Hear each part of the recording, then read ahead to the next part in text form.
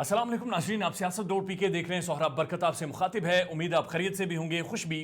और महफूज भी। सोशल मीडिया का इस्तेमाल करके पाकिस्तान में सेलिब्रिटी बनना अब एक आम सी बात महसूस होती है और कोई भी सोशल मीडिया इन्फ्लुएंसर अपने आप को सेलिब्रिटी तस्वर करता है। लेकिन ये सारा ट्रेंड 2014 में शुरू हुआ था और जिस मॉडल और अदाकारा ने यह ट्रेंड शुरू किया था, उनका चेहरा शायद अभी भी आपकी याददाश्त में किसी हद तक धुंधलाहट का शिकार हो। जिन्होंने एक मुतवासत घराने से आगाज किया, अपनी जो असल शनाख्त थी उसको छुपाया, लेकिन 2014 में पाकिस्तान के जो टॉप 10 सेलिब्रिटीज या लोग या इन्फ्लुएंशियल शख्सियात जिन्हें सबसे ज्यादा इंटरनेट पर सर्च किया गया था, उनमें उनका शुमार था। बात कंदील बलोच की हो रही है। कंदील बलोच, जिनका असल नाम फौजिया अजीम था, उनके बारे में बहुत सारी डिटेल्स उनके मरने के बाद मंजर आम पर आई हैं। लेकिन कंदील बलोच एक टाइम पर पाकिस्तान की बहुत बड़ी सेलिब्रिटी बनकर सामने आई थी और पाकिस्तान के सोशल मीडिया पर, प्राइम टेलीविजन पर, अखबारात में सबसे ज्यादा डिस्कस्ड होने वाली पर्सनैलिटी भी वही थी। हमने देखा कि प्राइम टेलीविजन के प्रोग्राम्स में कंदील बलोच बतौर मेहमान इनवाइट की जाती थी और बहुत सारी वीडियोस भी वो मंजर आम पर लाई, जिनमें मशहूर ज़माना वीडियो जो कि मुफ्ती कवी के साथ उनकी सामने आई थी। और हमने देखा था कि वो एक ऐसे माहौल में बनाई गई थी जहां पर कंदील बलोच उनके साथ बैठी हुई थी और उन्होंने मुफ्ती कवी की जो सर की टोपी है वो उन्होंने अपने सर पर ले रखी थी। ये सारी वो डेवलपमेंट्स थी। लेकिन उसके बाद हमने देखा कि इसका अंजाम बहुत भयानक हुआ। 2016 में कंदील बलोच को एक रात कत्ल कर दिया गया और अगले दिन जब उनके भाई की गिरफ्तारी होती है तो उन्होंने कहा कि कंदील बलोच बुनियादी तौर पर फौजिया अजीम थी, इनकी पहले भी माजी में शादी हो चुकी थी, इनका एक बेटा भी है और ये हमारे खानदान के लिए रुसवाई का बाइस बन रही थी, इसलिए मैंने गैरत के नाम पर कंदील बलोच को कत्ल कर दिया। उसके बाद कंदील बलोच के भाई की गिरफ्तारी होती है और एक मॉडल कोर्ट मुल्तान की जानिब से 2019 में बाकायदा सजाए मौत सुना दी गई थी। लेकिन आज एक बड़ी अहम डेवलपमेंट हुई है और Lahore high court Multan bench ने मॉडल और अदाकारा कंदील बलोच के कत्ल में मुलविस मरकजी मुलजिम उनके भाई मोहम्मद वसीम को की सजा भी खत्म कर दी है और उन्हें बाकायदा बरी कर दिया गया है। इस केस के अहम डेवलपमेंट्स क्या हैं वो सारी आपके सामने रखेंगे और जो कंदील बलोच के जो वकील हैं, उनके खानदान के जो लॉयर हैं जिन्होंने सारे केस को परस्यू किया, किन बुनियादों पर मोहम्मद वसीम को बरी किया गया है, वो सारी डिटेल्स आपके सामने रखते हैं। बुनियादी तौर पर फरीकैन में राजीनामा होने और गवाहों के बयानात से मुनहरिफ होने पर मुलजिम को बरी किया गया है। यह फैसला मॉडल अदालत के फैसले के खिलाफ अपील की समाअत करते हुए किया गया है। इससे पहले 2019 में मॉडल कोर्ट ने फैसला दिया था और मोहम्मद वसीम को सजाए मौत सुनाई दी थी,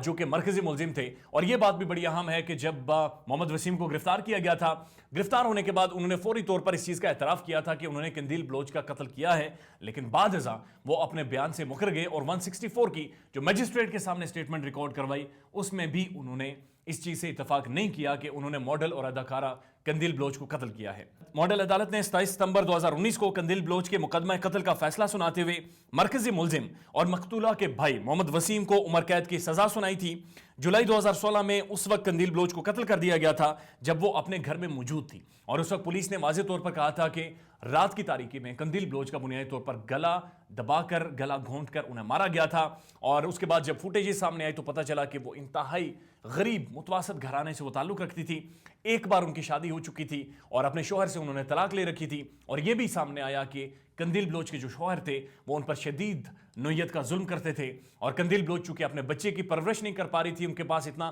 फाइनेंशियल रिसोर्सेज नहीं था, लिहाजा उन्होंने अपना बच्चा भी अपने साबिक शोहर की तरफ भिजवा रखा था। कंदील बलोच के वकील सफदर अब्बास शाह ने बताया कि कंदील बलोच के वालिदैन की तरफ से मैंने राजीनामा अदालत में जमा करवाया और उस राजीनामे में वाज़ेह तौर पर कहा गया कि मोहम्मद वसीम के साथ वो मुकम्मल तौर पर सुलह करते हैं, लिहाजा उन्हें बरी किया जाए, उन्हें उनकी बरियत से कोई एतराज़ नहीं है। यहाँ पर यह बात भी अहम है कि आज से 1 माह पहले कंदील बलोच के वालिद का इंतकाल भी हो चुका था। अपने इंतकाल से पहले वो वाज़ेह तौर पर इस राजीनामे पर दस्तखत कर चुके थे। उसके बाद वसीम के वकील ने कोर्ट में रिट दायर की और उनकी मुआवनत हो गई। इसके बाद राजीनामा जमा करवाने के बाद जो मोहम्मद वसीम हैं, जो कंदील बलोच के भाई थे और मरकजी मुलजिम थे, उनके वकील ने भी कोर्ट में रिट दायर की और उसके बाद इनकी वाज़ेह तौर पर जमानत हो गई है। और कंदील बलोच के जो लॉयर थे सफदर अब्बास शाह, उन्होंने बुनियादी तौर पर कहा कि 2 बुनियादों पर 2 बेसिक वैल्यूज थी जिनकी वजह से कंदील बलोच के भाई की जमानत हुई है। पहली थी कि मेरी तरफ से यानी फैमिली की तरफ से जो राजीनामा अदालत में जमा करवाया गया था और उनके वालिदैन ने कहा था कि हमें मोहम्मद वसीम से अब कोई एतराज नहीं है उसकी बरियत के ऊपर। और दूसरा, कंदील बलोच कत्ल केस में जो मरकजी मुलजिम थे मोहम्मद वसीम और उनकी तरफ से पुलिस ने जो 164 का बयान अदालत में जमा करवाया था اس کی بنیاد پر انہیں بری کیا گیا ہے۔ انہی دونوں بنیادوں پر محمد وسیم نے عدالت کو بتایا کہ انہوں نے پولیس کے دباؤ پر آ کر یہ چیز اعتراف کی تھی کہ انہوں نے قندیل بلوچ کا قتل کیا ہے، حالانکہ قندیل بلوچ میں وہ کسی بھی طرح سے ملوث نہیں ہے اور انہوں نے قندیل بلوچ کا قتل نہیں کیا۔ ملتان کی ماڈل عدالت نے سن 2019 میں اس مقدمے میں مفتی عبدالقوی سمیت 5 ملزمان کو رہا کر دیا گیا تھا، اور یہ وہ ٹائم تھا جب 2014 کے بعد سے قندیل بلوچ سب سے زیادہ سوشل میڈیا پر پرائم ٹیلی ویژن پر ڈسکس ہونے والی خاتون تھی، اور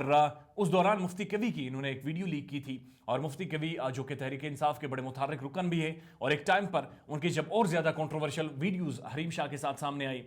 تو تحریک انصاف میں ان کی رکنیت بھی معطل کی گئی تھی۔ جب یہ کیس اس وقت ڈیولپ ہوا تھا تو اس وقت بہت ہی اہم ڈیولپمنٹس تھی، اور واضح طور پر قندیل بلوچ کے ماضی کے حوالے سے ان کی جو اصل پہچان تھی اس کے حوالے سے بھی بڑی ڈیٹیل ڈسکشنز اور رپورٹس اس وقت میڈیا میں منظر عام پر آئی، اور یہ چیز بڑی عیاں ہو گئی تھی کہ قندیل بلوچ اصل میں فوزیہ عظیم ہیں، اور انہوں نے قندیل بلوچ کے نام سے پاکستان بھر میں شہرت پائی تھی۔ وہ متوسط گھرانے سے تعلق رکھتی تھی، اور ان کے بھائی نے اس وقت اعتراف کیا تھا کہ انہیں قتل کرنے کی وجہ آنر کلنگ تھی، یعنی کہ وہ ہمارے خاندان کی، ہمارے فیملی کی رسوائی کا سبب بن رہی تھی، لہٰذا انہیں قتل کر دیا گیا۔ آج وہ اپنے 164 کی سٹیٹمنٹ کو سامنے رکھتے ہوئے اس چیز سے انکاری ہیں، اور واضح طور پر کہہ رہے ہیں کہ پولیس کے دھمکانے پر انہوں نے یہ اعتراف کیا تھا کہ انہوں نے قندیل بلوچ کو قتل کیا ہے، حالانکہ انہوں نے نہیں کیا۔ تو پھر ایک سوال جو سب کے ذہنوں میں آتا ہے کہ آخر قندیل بلوچ کو اس رات کس نے گلا گھونٹ کر مارا تھا؟ قندیل بلوچ کا قتل کس نے کیا تھا؟ اگر آنر کلنگ نہیں تھی، اگر مفتی قوی بھی شامل نہیں تھے، اگر اس وقت جن کی ویڈیوز قندیل بلوچ منظر عام پر لائی تھی یا جن کے ساتھ اس نے ویڈیوز بنائی تھی